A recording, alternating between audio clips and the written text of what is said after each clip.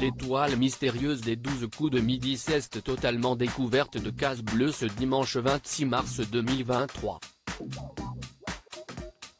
Le visage de la star cachée se trouve désormais dévoilé au centre de l'écran. Voici de qui il s'agit. Une nouvelle étoile mystérieuse est en jeu depuis le 27 février 2023 et la découverte du journaliste Pierre Lescure par Florian, l'ancien maître de midi. Avec la nouvelle règle du jeu concernant la manche finale du jeu de TF1, les candidats ont la chance de voir le visage de la personnalité cachée sans avoir besoin de faire de déduction avec tous les indices autour. Ainsi, ce dimanche 26 mars, après la nouvelle bonne performance de Céline, en place dans le jeu depuis le 14 mars dernier, la vedette cachée s'est affichée au centre de l'écran. Malheureusement, la championne n'a pas réussi de coup de maître et devra attendre au moins jusqu'à demain pour espérer tenter sa chance. Les 12 coups de midi, un grand acteur et réalisateur français se cachait derrière l'étoile mystérieuse au centre de l'image. Le visage de la star cachée est apparu et il s'agissait d'Albert Dupontel.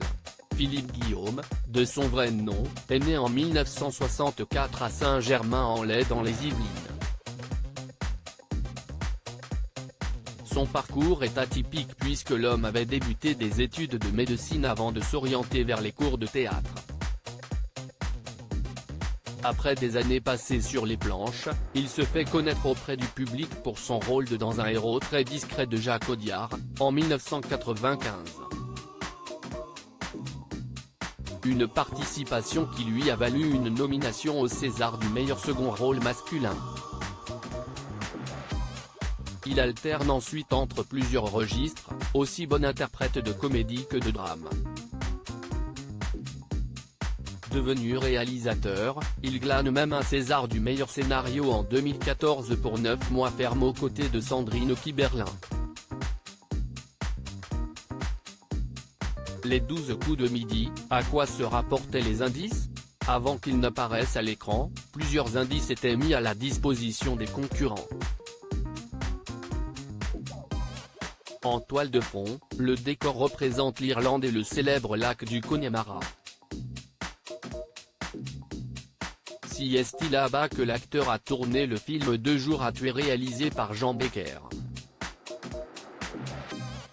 En haut à droite, la blouse blanche fait référence à ses années passées à la faculté de médecine. En haut à gauche, l'avion est le symbole de la passion qu'un chrétien Albert Dupontel pour l'aviation. Petit, il assemblait les maquettes. Il a également appris à piloter.